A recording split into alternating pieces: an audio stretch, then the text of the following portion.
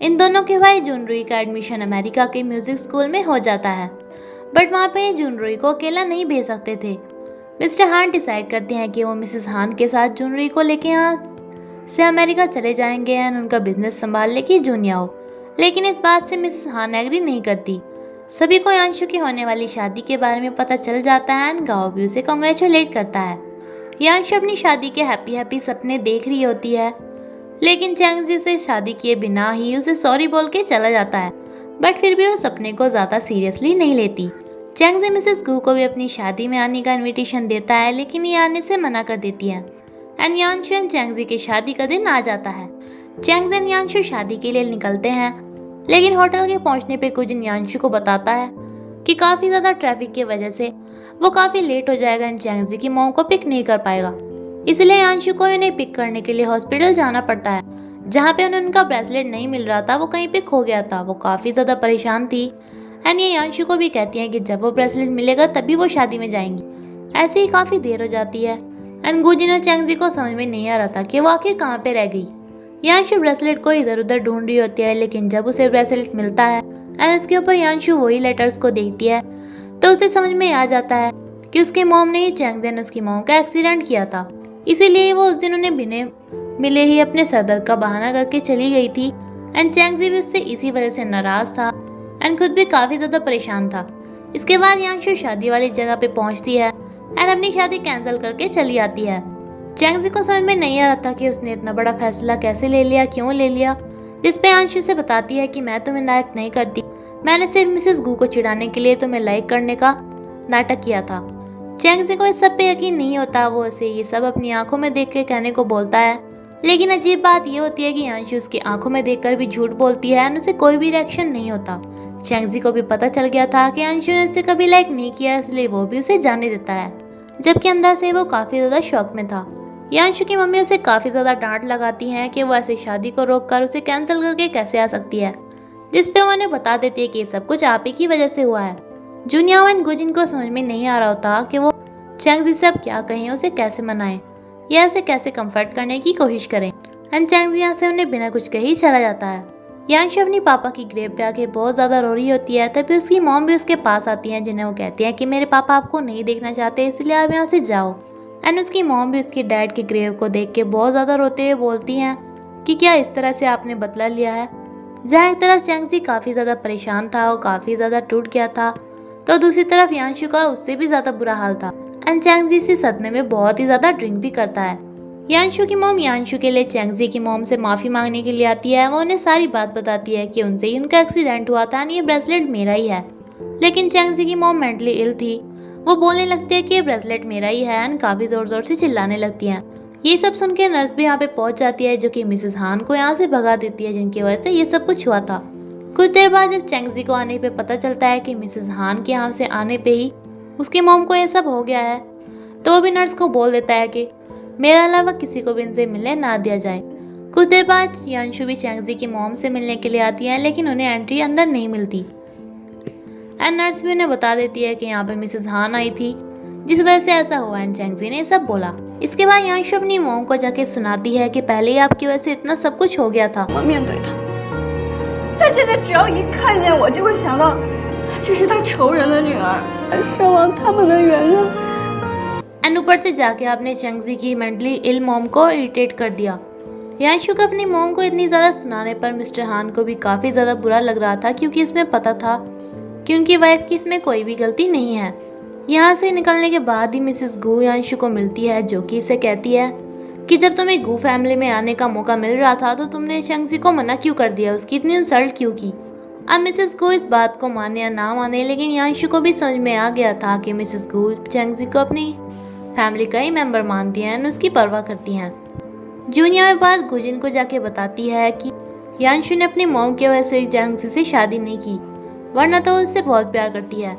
अब इस बात को गुजिन चैंगजी को जाके समझाता है, लेकिन रिएक्शन ना होने की वजह से चैंगजी को लग रहा था कि यांशु ने सच बोला था कि वो चैंगजी से प्यार नहीं करती। गुजिन चैंगजी के झूठ पे रिएक्शन होने की बात पे यकीन नहीं करता एंड कहते हैं कि क्या तुम्हें पता है, मुझे मिसेस गो ने तुम्हें समझाने के लिए यहाँ पे भेजा है। चैंगजी गुजिन की इस बात पे यकीन कर लेता है, लेकिन गुजिन से उन्हें कहता है कि देखा मैंने अभी तुम्हें झूठ बोला लेकिन तुम्हें रिएक्शन नहीं हुआ, यानी कि तुम्हें कोई भी रिएक्शन नहीं होता। गुजिन एक दो झूठ और बोलता है जिसपे कोई भी रिएक्शन नहीं होता। चैंगजी को भी समझ में आ जाता है कि उसकी रिएक्शन वाली बीमारी चली गई है। एंड साथ में ये भी कि अंशु झूठ बोल रही थी एंड वो चैंगजी से प्यार करती है। चैंगजी अंशु को ढूंढने के लिए जाता है लेकिन वो घर पे नहीं थी, क्योंकि वो उसी जगह पे थी जहाँ पे इन दोनों की रिलेशनशिप स्टार्ट हुई थी। एंड इसी जगह पे अंशु सबको खत्म करना चाहती थी, इसीलिए वो चैंगजी से ब्रेकअप मांगती है। लेकिन चैंगजी कहता है कि तुम्हारी मॉम की वजह से मैं इतने सालों से अपनी मॉम से दूर रहा, इसीलिए तुम्हारी पनिशमेंट है कि अब तुम मेरे साथ रहो। यांशु को बहुत ही ज़्यादा गिल्ट फील हो रहा था कि जब भी चैंगजी शादी के बाद उसकी शक्ल देखा करेगा तो चैंगजी को अपने साथ हुई ट्रेजेडी के बारे में याद आया करेगा। लेकिन चैंगजी से समझाता है कि इस सब में इसकी कोई भी गलती नहीं है एंड यांशु को टाइम देता है सब कुछ पहले जैसा होने के लिए, जिसमें कि वो अपने आप का एक गिल्ट दूर कर सके। मिस्टर हान यांशु को बुलाकर उसे सारी सच्चाई बताते हैं कि उसकी मॉम उसे इतना ज़्यादा प्यार करती है, ऐसी वजह से ये सारी गलती हुई, बल्कि जो उससे हुई भी नहीं थी। यांशु सब कुछ जानने पे कहती है कि अगर वो मुझसे इतना प्यार करती थी तो मुझे मेरे पापा को छोड़ के क्यों आ गई थी।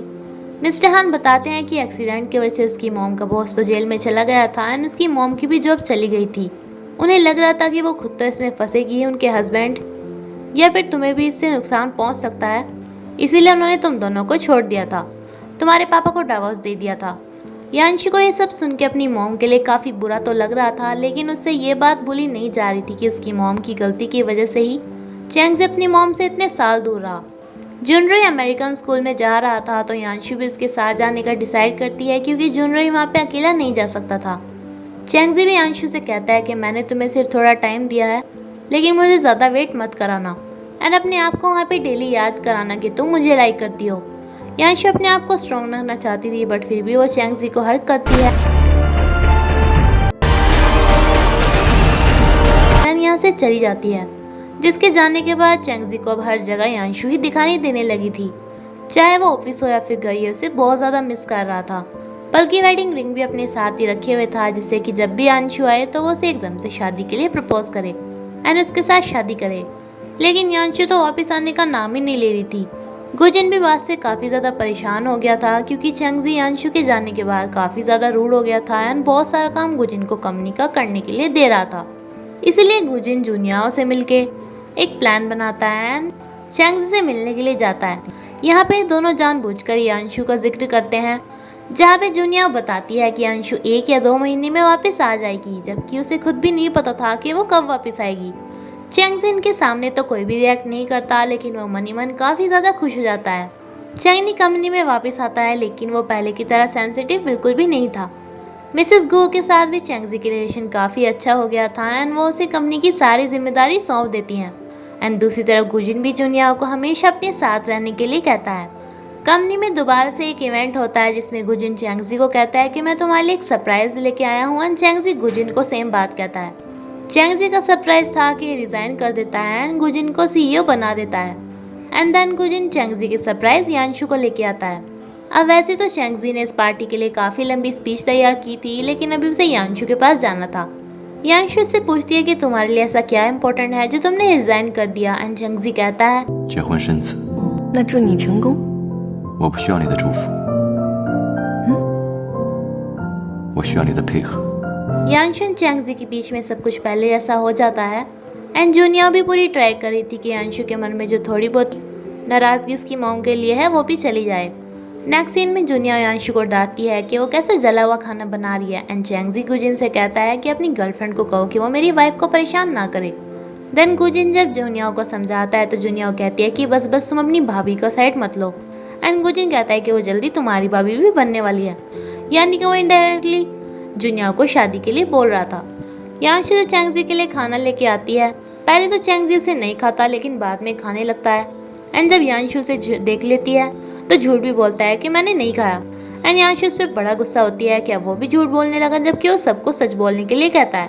देन चैंगजी यांशु को किस करता है एंड जूनिया भी गुजिन से कहती है कि वो भी उसके साथ कुछ ऐसा करे एंड इसी के साथ ही ये स्टोरी यहीं पे खत्म होती है फ्रेंड्स। Thank you.